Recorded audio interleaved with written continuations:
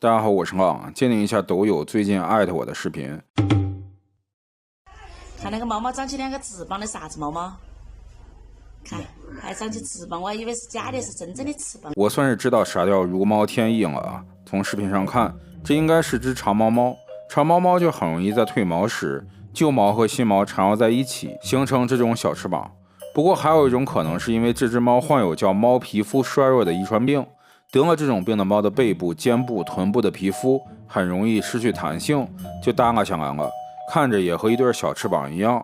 由于是遗传病，这种病目前还没有什么有效的治疗方法，所以建议主人在不确定的情况下，还是找专业的机构处理一下，千万别自己修剪，以免给自己宝贝儿造成伤害。最没有人性的交易，在中世纪的英国，由于许多人不识字，无法拟定合同，人们便在交易土地的时候叫上一个小孩，然后用树枝疯狂抽打他，打到他这辈子都不会忘记这一天。于是，一个行走的合同便生成了。查了一下啊，这种说法最早在国内流行是出自冷知识 bot 发的一个微博，下面的截图的确说的就是这么个故事。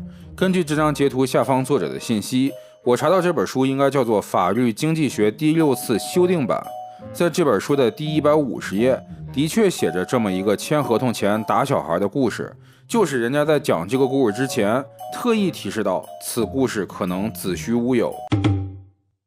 你知道太平洋和大西洋合不来吗？看看这里就知道了，这里好像有一条无形的墙把它们给分开了。为什么它们颜色不一样呢？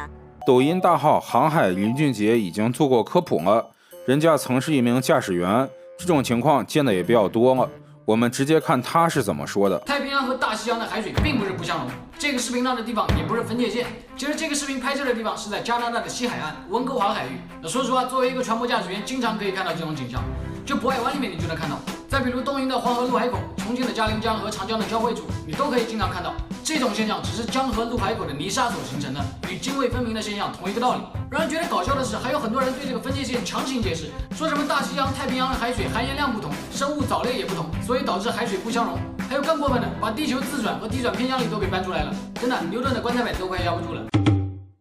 墨西哥网友发到网上的，很多网友表示这是魔鬼的杰作。视频里，一个可怜的男人在下班时开车从停车场向公路行驶，在转弯的那一刻，他忽然被一棵树拦住了去路。现场很快就充满了围观和拍摄视频的人。这视频的后半部分我就不放了啊，故事的确编得有鼻子有眼的，前面那辆车配的还一样，也真的是不容易。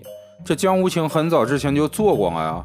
是法国皇家豪华剧院的装置艺术作品，位于法国南特的门德斯广场，2019年11月18日安装，不过刚摆了1个月，就不知道被哪个沙雕手贱给烧了。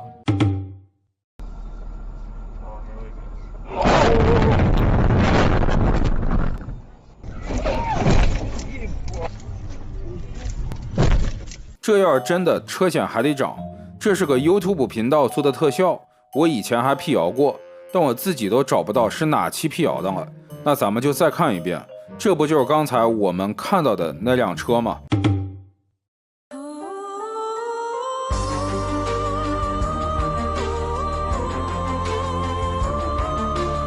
这个漂亮哈，而且不得不说，抖音用户这配乐能力是真的强。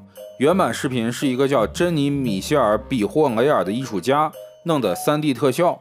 它的主页下面有不少这种女人类似的这种山的形象，有一些还挺有亮点的，就看你能不能找得到了。行，今儿咱就到这儿。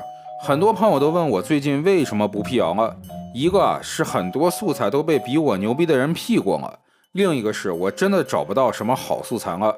所以大家如果有什么好的素材，请今后一定玩了命的艾特我。